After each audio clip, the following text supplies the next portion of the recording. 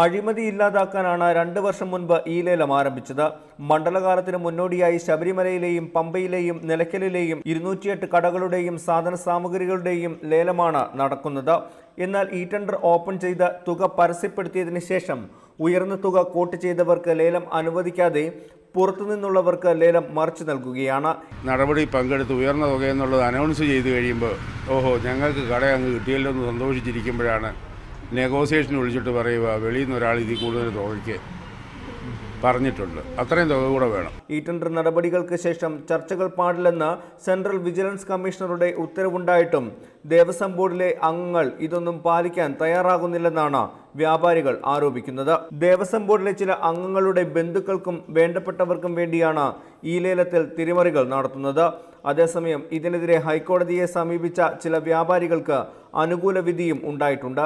ദേവസ്വം കമ്മീഷണറുടെ മേൽനോട്ടത്തിൽ ഇവരുടെ ലേലങ്ങൾ വീണ്ടും നടത്തുകയും ചെയ്തു. എന്തായാലും ദേവസ്വം ബോർഡിന്റെ നിലപാടിനെതിരെ നിയമ നടപടികൾ സ്വീകരിക്കാനാണ് വ്യാപാരികളുടെ തീരുമാനം. ടോബി ജോൺസൺ, മീഡിയ 1, പത്തനംതിട്ട.